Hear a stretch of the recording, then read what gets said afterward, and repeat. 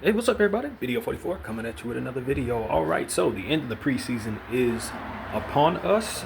We are 1-4, so kind of mediocre, but we're without most of our main players, of course. So we understand we weren't going to be all that great, but just the same, the effort has been here and there.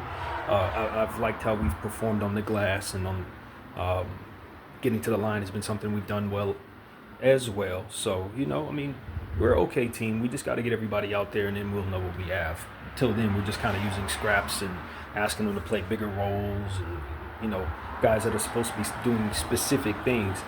We've been, asked to put them in positions to do too much. And so, as a result, you're going to lose, especially when you're going up against certain types of teams like defensive guys like Phoenix and some veterans like Golden State. You see them more than once. Of course, it's going to be rough when you're um, not fully whole out there. So, yeah, that's kind of what we've seen. But I think we've taken some good things away from this preseason, and of course, today's game will give us more data of the same. Hopefully, we'll come out there and put up a good fight in both halves.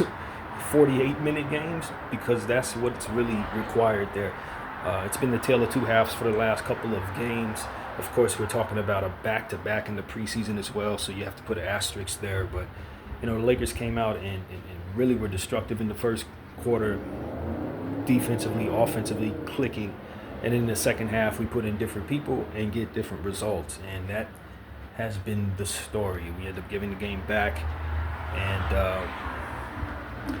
Dallas, of course, Cooper Flag, Anthony Davis, Max Christie, they're out there with a certain purpose.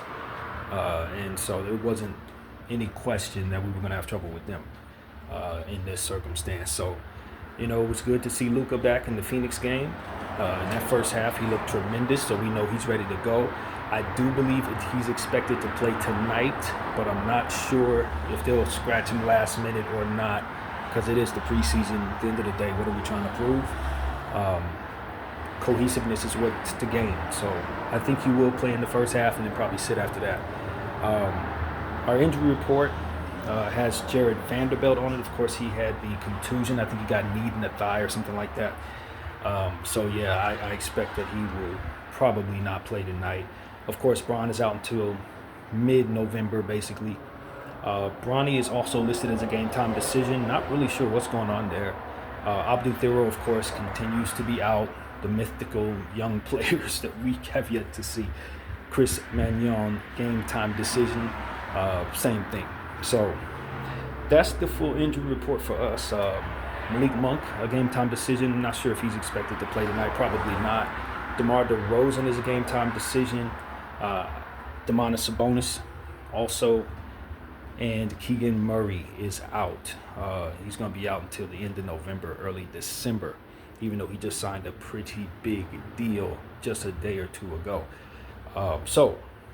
Sacramento Kings, they've been struggling, but they did have a close game against the Portland Trailblazers that they could be proud of in this preseason. They only lost by 1 point. They fought hard, but Portland's got some talent and flexed a little bit at the right time. That's really what it came down to. But you got to give credit to Zach LaVine, 19 points, 5 of 8 from behind the arc. He's coming into this season in shape, looking like his old self. All those who were saying bet on him, buy low on him, they would be looking pretty smart right now if they would have done so, because he's playing great ball and he's a weapon, a real legitimate, fluid offensive weapon.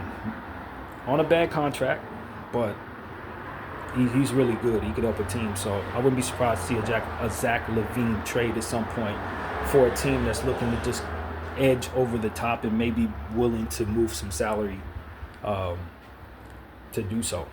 Maybe, I don't know. I think there could be a few teams that could be interested. I think of a team like Denver that he really would fit on around Jokic. Just me, my mind wandering, but at the end of the day, he's playing for the Kings right now, and he will be out there wreaking havoc tonight. So he is on one that I would expect to circle on the bulletin board If you don't want to be embarrassed, kind of focus on keeping him out of his comfort zones. Because if you don't, the way that we've been playing defense, he can go for 50 tonight. I'm just going to be honest with you, in limited minutes. So that's something that comes to mind. Dennis Schroeder, if he does play, obviously ex-Laker 2 times over, the history there, I'm sure he's going to be spirited, fresh off a championship in Euro basket. He's definitely in mid-season form right now because of it, and of course with Luka out there potentially, that could be interesting. So yeah, I think that this could be a sneaky fun game for us depending on who's all out there. There's a young player by the name of Nick Clifford that we need to pay attention to. They drafted him. I think the Sacramento Kings did really good in the draft, honestly, picking up just 2 players, Maxime Renaud and Nick Clifford. Both of those guys are pretty good. I think we'll see both of them tonight. They've been giving Clifford some minutes, and he's been outplaying the guys in front of him. So it's going to be very interesting to see, especially with Keegan Murray out, if Nick Clifford doesn't step up and show that he's an early candidate for Rookie of the Year. Wouldn't surprise me if he steps into that Murray role while Murray is out for like a month or whatever it's about to be. The way that he's been playing in the preseason, if he can keep that up, I wouldn't be surprised if he's in that rankings, because that's just a perfect role for him to take over. And he is a rookie that's more so ready to go because he played in college for several years. So I just think this is a great opportunity. And as I look at their depth chart, I'd imagine he's going to be somebody we see a lot tonight. They're going to try to feature him if these stats are telling me anything. Another player that we need to be aware of is Dario Saric. He is healthy. They're utilizing him in a big role, even in this big age that he's in.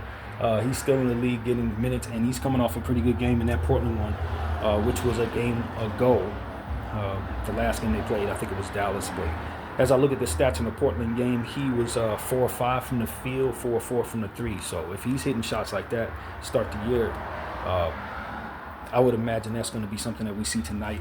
I would expect he would play. They got a guy by the name of Drew Eubanks they've picked up. He's also been getting some good minutes. They like him. Malik Monk is out there, of course. Need not forget ex-Laker Malik Monk, an absolute bucket at all times. Sacramento has a sneaky, decent basketball club. I'm going to tell you guys, they're not a great team. I don't think they can make the playoffs or anything, but it's not like they're devoid of assets. Some of these players are pretty good, or, have the ability to develop into something pretty good. So they don't have a bad crop of young players at this point. I look at the Carter kid. His career got shortened by injuries, but you're going to see a lot of him tonight. He's a pest, man. He is a winning player. And so, I wouldn't be surprised if he goes on to have a Josh Hart-like type career, because he just has those intangibles. And he's going to fight. And so I'd imagine his energy, couple that with Keon Ellis, they got a pretty decent group of guards here, man. So I don't think people see Sacramento as a big-time team or anything like that, but if they luck into a first overall pick over the next 2 years, if they get that guy, they have some things they could work with that can turn their franchise around. I don't think this team is as in the dumps as maybe people would expect they would be, just given the history and everything, and just the lack of media attention around the team. So I ain't saying Sacramento's going to do anything this year, but just watch them over the next several years. If they make good moves, I wouldn't be surprised if they start becoming a real playoff team that we see regularly. So, that's a hot take, I'm sure. But tonight, the Lakers are going to be facing them. And at the end of the day, I think with our team being broken, without Luka out there playing big minutes, for which if he plays big, then, obviously you expect to see a different story out there. But just overall, I would expect that if we run what we've been running, we're probably going to have the same result. This team is just not constructed to be without this many key pieces, as most teams are not. And so, for me, I'm just going to be looking for that dynamic ability that those two new Laker guards have been showing us. R.J. Davis is somebody that's been on my mind a lot since this start of this this summer league and preseason experience. He's been balling out, man. He's been really putting in the work with the minutes given, and at this point, he's one of the main reasons why I'm excited about watching these preseason games, because I know he's going to come in and attack. He's going to come in and get to his spots. And so, yeah, kudos to him. I want to see what he does tonight in the preseason finale. Preseason. I always get those words mixed up for some reason. Whatever the case. You get the point. Preseason. This is going to be also an opportunity for Nick Smith to continue to show just, slight but incremental improvements. That's kind of what we're looking for him to just feel a little bit more comfortable each time he gets out there, a little bit more aggressive, but we hope for balanced aggression from within him.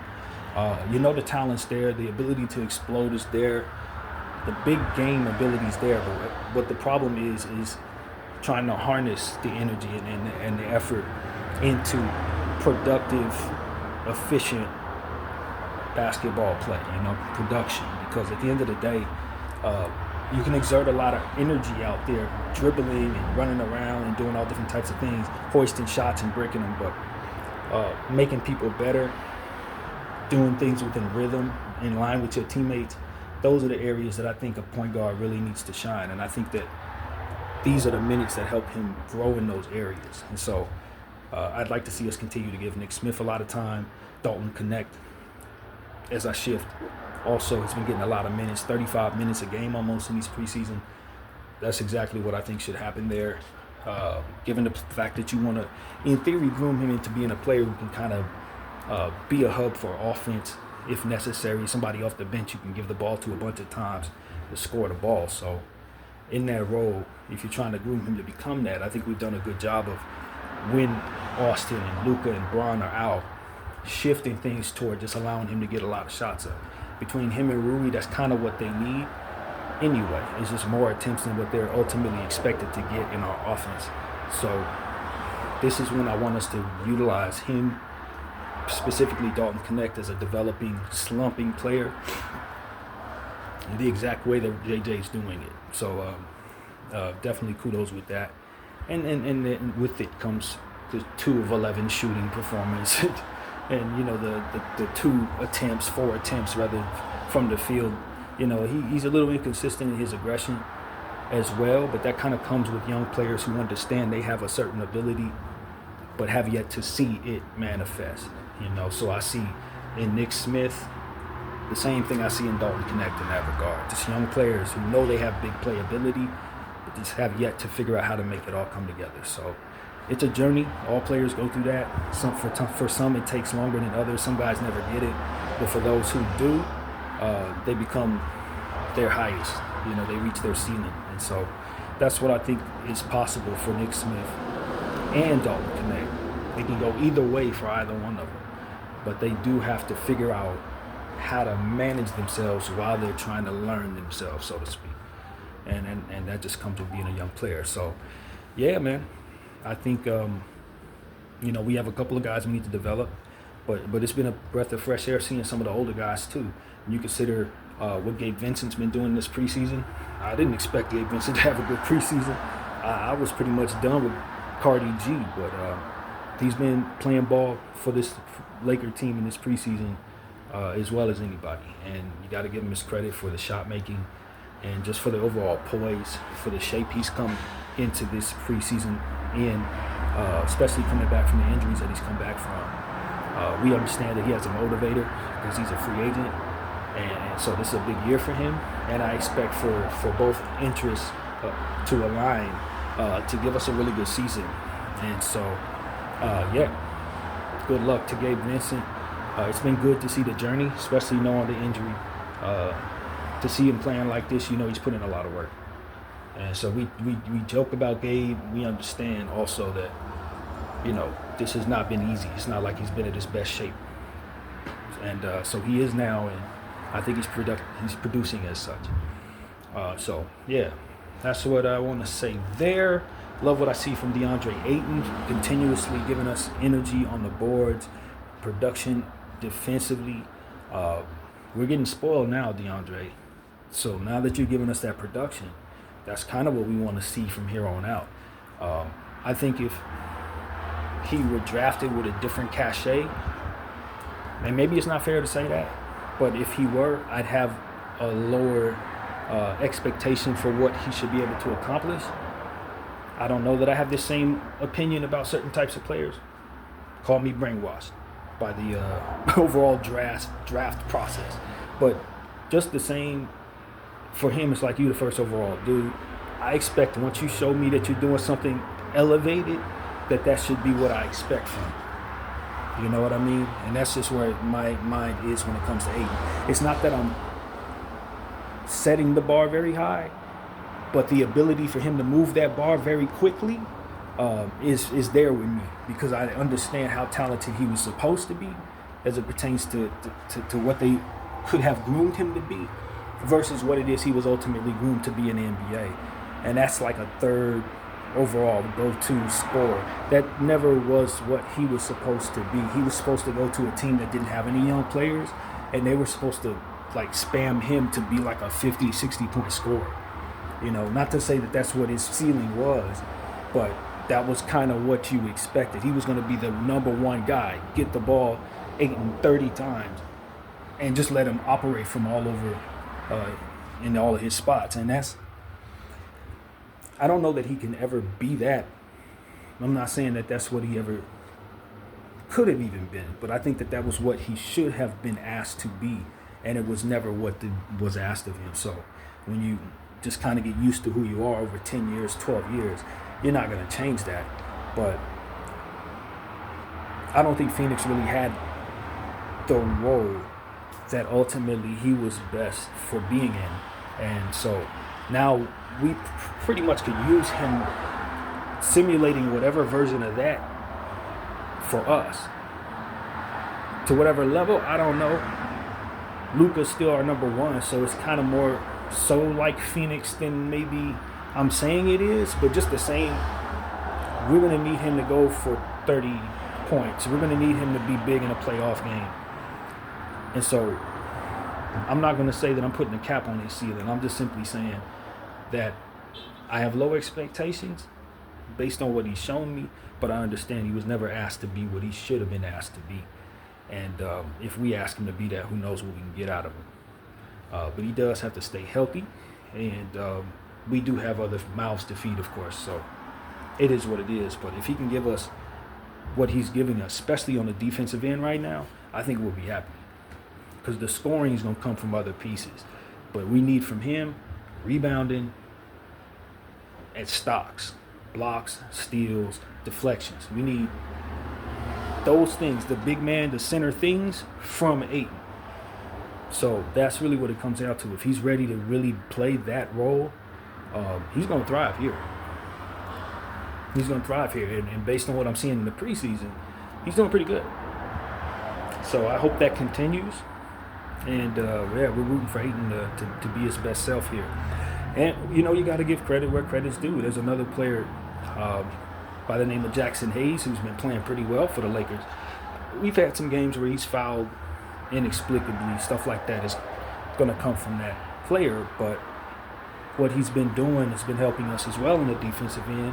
What he's been doing has also been helping us with assists and things like that. So you got to give him credit where he deserves credit, to say, yeah, he was somebody that a lot of people were not excited about, like Gabe Vincent, but he's coming in a contract year with an intention to earn more money. So his interests align. Once again, you know, we say that with one of our role players. So, you know, all of this is based on Luka and LeBron being healthy. Because if it doesn't work out, then we're not showcasing these guys for what it is that they ultimately need to be a part of, which could be interesting later on if injuries continue to be the story. Because I do think we could start trading some guys if it turns out we're not good enough to contend. I expect that to be a thing for the guys who are expiring specifically. So I do think it's a good chance the Lakers make a trade. We've talked about that. Obviously, that's not relevant to what we're going to see tonight, but I just think that they may feel they could use one. Something within reason, nothing crazy. I saw some mock trade that had half of our team going out for Giannis. I'm like, hey man, if that's the price, that's the price. But that's not something that I expect would be real. What I do think is real though, it's just a small around the margins wing trade that brings you a lengthy 6'8" wing with like a 7'1" wingspan. Somebody like that, you know what I mean? A Bilal Koulibaly type. Not to say that we can get that player because I do not believe Washington would let him go, but not the point. The point is that's the type of piece that I think the Lakers can utilize and be really happy with in trade.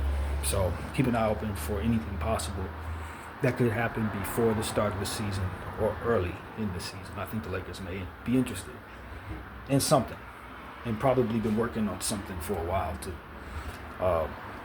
Just a hunch. But nevertheless, Sacramento, yeah, we're going to just run out there and hopefully keep this team from getting their first preseason win at the end of the preseason. At least we have one against Golden State. They don't have one. Now, we've played more games too, but who cares? The point is they need to go 0-4, and we need to get our second win. So I know preseason is obviously a game of structuring scenarios from which to test people. I get that. That's what we've been doing. Putting our young players in crunch situations and telling them to go out there and do their best. I'm all for it. However, I really would like to get a win. It would feel good to get in the win column because what you want is confidence. And you don't want to underestimate confidence, especially when you're doing things, trying to experiment, but you're not teaching principles. So, when you send these guys out there in a mindset that has them knowing that what they're doing is schematically going to force them into a loss, when the season starts and you ask those same guys to come in, they're probably not going to make good decisions. They're probably not going to be as sharp as they need to be. Now, that's just my theory, but I do think that they do need to see the work equal success in order to buy into the work, essentially is what I'm saying. Not everybody's like that, but for young players, it usually is like that. So, want these guys to buy in. Let's get a win against Sacramento. Let's scheme ourselves into having good enough talent on the floor down the stretch.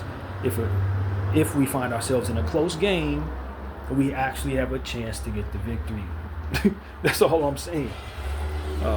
So I don't think the Lakers are going to do that. I think they're probably going to scheme the same way. We're going to see a lot of what it is that is our main stuff in the first half, and then we're going to take those guys out, let the run guys give the game back. I think that's what we're going to see. That's what we've been seeing for the last 3 games. Seems to be working for what it is that the coaching staff wants to see, and ultimately, I expect that on our home floor tonight. But Sacramento may be trash enough to let us win anyway. Although I don't necessarily think they are. I don't think they are. They did get their butts beat by the Clippers 109-91 in the last one. That's this. The Clippers are actually a very solid roster. I don't know if they can make it through the season, but they have some guys in some roles that are meant for them. So you got to give credit to the Clipper organization for what they've put together. We're going to see if it translates to being any good. I know they're very old. In fact, the oldest team ever assembled. But there's something to be said for pieces that fit and smart basketball players, and they have some. So, I don't like talking positively about those guys, but unfortunately, they beating the Kings is not by that much is not surprising, given what they have. So, that's what it is. They ran into that team, and then, of course, they run into us. And so they've been playing on a higher difficulty. Salute the Kobe minute. As we often say, playing at a higher difficulty when you've been playing against higher level talent and then you walk into the gym against somebody else, it's like if I play the way I played against them with that same intensity and focus, I'm going to run you out the gym because I've been playing at a higher difficulty. You see what I'm saying? That is ultimately what I think the Kings have been doing. They've been playing at a higher difficulty when you consider they had to play Portland Trailblazers, which are a hot, young, up-and-coming team with all different types of interesting pieces. And then a Clipper team with basically a buzzsaw of depth that just keeps on going. Coming in against us and our broken team, granted, Luka's going to be out there cooking them in the first half, but as soon as he sits down, I expect for them to take a rush toward pushing the score up, because ultimately we're just not constructed to be successful. We're just, as currently constructed, without Austin, without Luka, if those guys aren't playing at a certain level,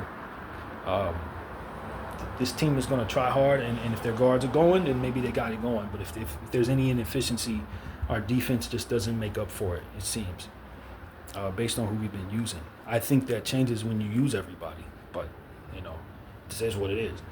So, yeah, man. No Jared Vanderbilt. That lack of energy should push some other people into some more minutes, some more prominent roles tonight.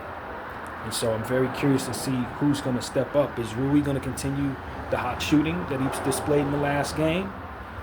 Because he was on fire, not from behind the arc, but just efficiently 9 to 18, was 50%. That's not bad. Jackson Hayes getting double-digit rebounds. Koloko, 7 boards, once again, getting a lot of boards with his minutes. That's essential. I want them to continue that. Dalton Connect had 8 boards and 7 assists. Is he going to do that? Because if the shot ain't falling and you do that, everybody's going to be pleased with you. He was a minus 25, but then who wasn't? We all have minus something in that regard in this team. So, Dallas took care of the Lakers in the second half in ways that we don't want to remember, man. I'm just going to be real. 37-8, that's one of the worst quarter differentials I've seen with the Lakers. 37-8 in the fourth quarter? Nah, man. Nah. That's unacceptable. Even in the preseason, I'll tell my young team, you got to do better than that. You have to. Put the onus on yourselves, young fellas. Everybody's learning, and in order to learn, we have to have accountability. And the fact of the matter is, young fellas stunk it up and then gave the game back. That's just what it is. What can they do? Learn from it. Study the tape, sleep, rest on it, get back to work. That's the best thing young teams can do. So that's pretty much it. That's exactly what tonight is about, getting back to work. Forget about how you got mollywopped and consider the Sacramento Kings and what you can do to stop what they're doing. Because that's really what it's about tonight. 7:30 p.m. Pacific, 10:30 Eastern. No understanding of what we're going to be wearing. They don't tell us the jerseys in the preseason. So when that information comes my way, of course, I will give that to you in every pregame as well. But that's pretty much what I got. I'll have something for you at halftime. And, of course, at the end of the game, we will assess our final preseason and get ready for the Warriors on Tuesday. The season is right around the corner, y'all. Hopefully we're healthy enough to be competitive. BDL 44, I thank y'all for watching. I'm out.